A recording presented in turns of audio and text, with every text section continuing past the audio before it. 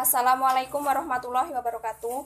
Yang terhormat kepada Ibu Yuni Arnida, Magister Pendidikan selaku dosen pembimbing 1.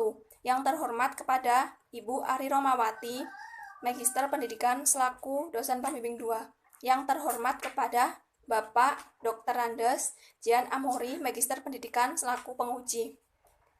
Di sini saya Sri Wahyuni, NPM 39, akan mempresentasikan proposal yang telah dibuat mengenai penggunaan media papan pintar pada kemampuan membaca dan berhitung permulaan kelas 1 SD Negeri 2 Sukoharjo. Yang pertama yaitu mengenai bab 1 mengenai latar belakang proses pengambilan judul, yaitu proses kegiatan belajar mengajar yang dilakukan di Sekolah Dasar SD Negeri 2 Sukoharjo. Ditemukannya bahwa rendahnya tingkat kemampuan membaca dan berhitung permulaan khususnya pada siswa kelas 1. Hal ini dikarenakan karena siswa masih sulit dalam merangkai huruf menjadi kata dan siswa juga masih sulit ketika mengeja suatu bacaan. Dikarenakan siswa masih terbata-bata ketika mengeja rangkaian kalimat dan masih sulitnya siswa dalam berhitung permulaan, dalam halnya berhitung permulaan mengenai penjumlahan dan pengurangan. Kemudian hal ini dibutuhkan karena peran gurulah yang paling utama, yaitu untuk meningkatkan kemampuan membaca dan berhitung permulaan, di mana kemampuan membaca permulaan ini merupakan kemampuan anak dalam mengenal huruf, membedakan huruf, kemudian membaca gabungan kata, kemudian rangkaian huruf, kemudian mengenai huruf, membaca huruf sebuah kata. Jadi dalam hal ini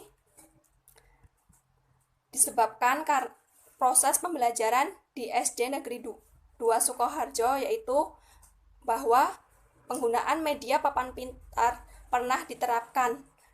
Kemudian dengan menggunakan media tersebut, kemampuan membaca dan berhitung siswa kurang optimal.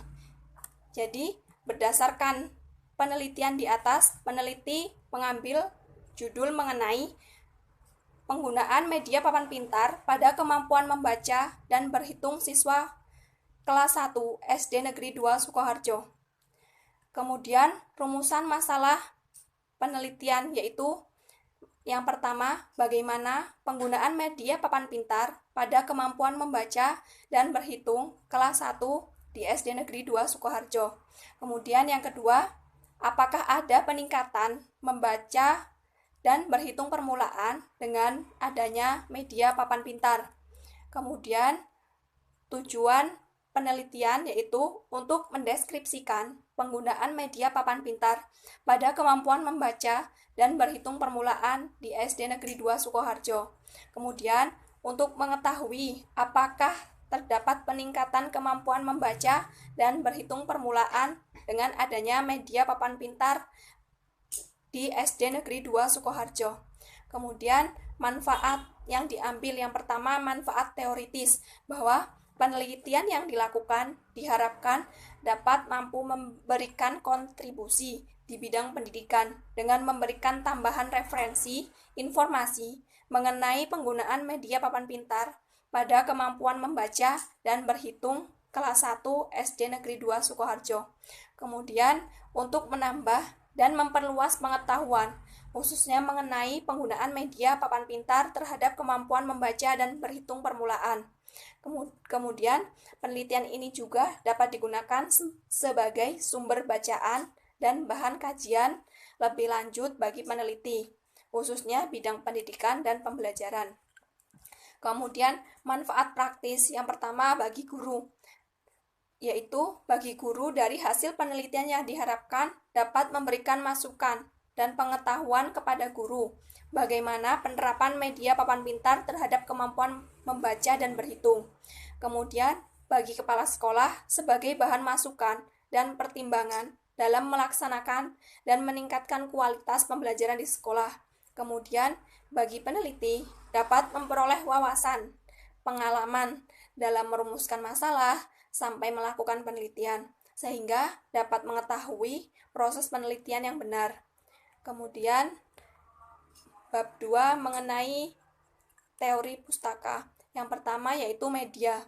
Media pembelajaran merupakan suatu alat peraga yang digunakan pendidik untuk menyampaikan informasi pembelajaran agar mempermudah guru dalam memberikan pembelajaran kepada siswa.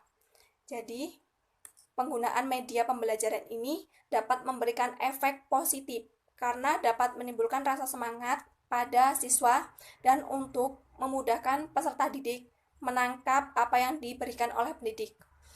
Kemudian, media papan pintar. Jadi, media papan pintar adalah media penyampaian pesan dalam proses pembelajaran matematika dan bahasa Indonesia yang berhubungan dengan kemampuan kognitif siswa.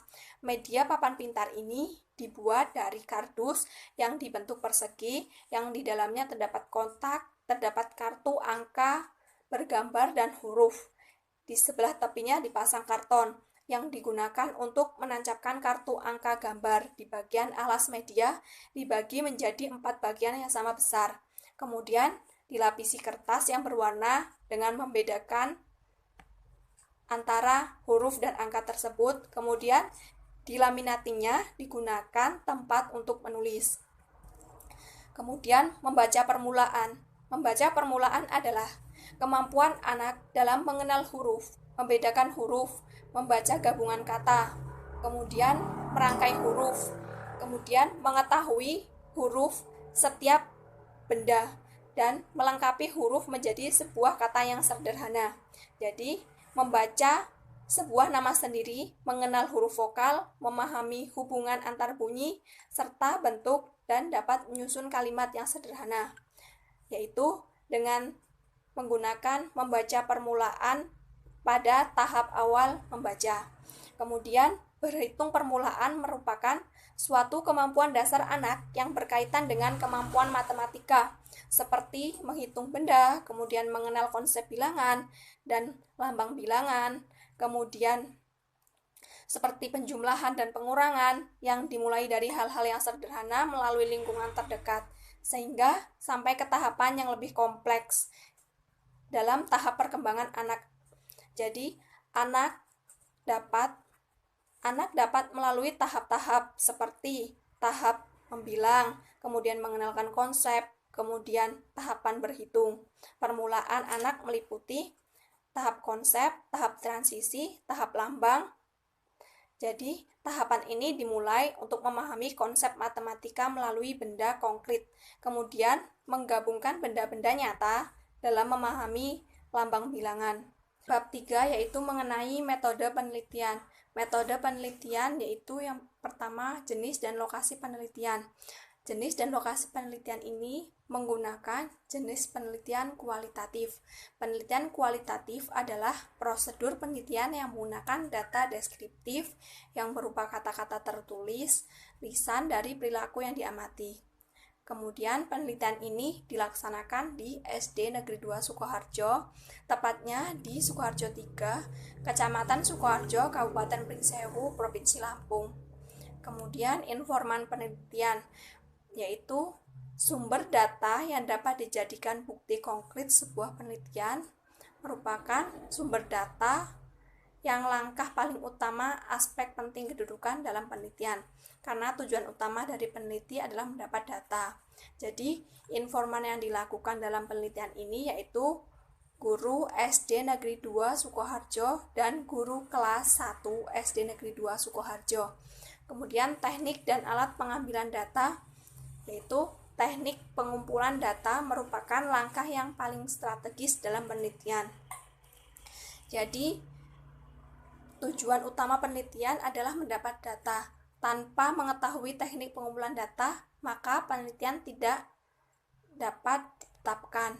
Kemudian, teknik yang dapat dilakukan yang pertama yaitu metode observasi, yaitu suatu cara mengumpulkan data dengan jalan mengadakan pengamatan.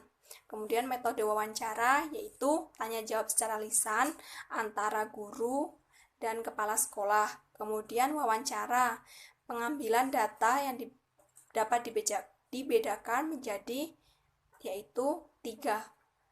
Wawancara terstruktur, wawancara bebas, dan kombinasi. Penelitian ini menggunakan pedoman wawancara bebas atau struktur yang tidak menggunakan suatu pedoman. Kemudian metode yang digunakan yaitu metode kuesioner angket. Sebagai alat pengumpulan data, umumnya terdiri dari serangkaian pertanyaan-pertanyaan yang ditulis, yang digunakan untuk mengumpulkan informasi penelitian yang dikehendaki. Jadi, pernyataan ini merupakan pernyataan kuesioner yang dapat diupayakan agar mewakili semua jawaban yang mungkin dipilih oleh responden. Kemudian, metode dokumentasi merupakan catatan peristiwa sebuah yang berlalu. Jadi, dokumentasi ini bisa berbentuk tulisan, gambar, atau karya monumental dari seseorang. Jadi, dokumen yang berbentuk gambar ini misalnya foto, gambar hidup, sketsa, dan lain-lain. Kemudian, teknik dan pemeriksaan keabsahan data. Teknik pemeriksaan dan keabsahan data ini menggunakan triangulasi. Triangulasi itu yaitu teknik pengumpulan data yang bersifat menggabungkan dari berbagai teknik. Kemudian, teknik pengumpulan data ini merupakan sumber data yang telah ada. Bila peneliti melakukan pengumpulan data dengan triangulasi, maka sebenarnya peneliti ini mengumpulkan data sekaligus menguji kredibilitas data dengan cara mengecek kredibilitas data dengan berbagai teknik pengumpulan data dan berbagai sumber data. Kemudian teknik analisis data yaitu menggunakan teknik reduksi data, proses pemilihan pemusatan perhatian pada penyederhanaan, pengabstrakan, dan transformasi kata dasar kasar yang muncul catatan-catatan tertulis di lapangan. Kemudian penyajian data yang digunakan yaitu penyajian data kegiatan ketika sekumpulan informasi disusun, sehingga dapat menarik kemungkinan adanya penarikan kesimpulan, pengambilan tindakan. Bentuk penyajian data kualitatif dapat berupa teks naratif berbentuk catatan lapangan, matrik, grafik, dan bagan. Kemudian kesimpulan atau verifikasi, yaitu kesimpulan penulisan kualitatif merupakan temuan baru yang sebelumnya belum ada. Temuan dapat berupa deskripsi atau gambaran suatu objek yang sebelumnya kurang jelas sehingga menjadi jelas dan diteliti. Kemudian jadwal penelitian ini dilaksanakan pada bulan Juli 2020. Penelitian akan dimulai dengan metode observasi. Kemudian setelah penelitian ini akan menggunakan hasil wawancara untuk mengetahui atau mendapatkan hasil informasi yang valid dan melakukan pengisian kuesioner atau angket untuk mendalami hasil-hasil peran guru dalam proses pembelajaran. Terima kasih. Saya akhiri. Wallahul muwaffiq ila aqwamit thoriq. Wassalamualaikum warahmatullahi wabarakatuh.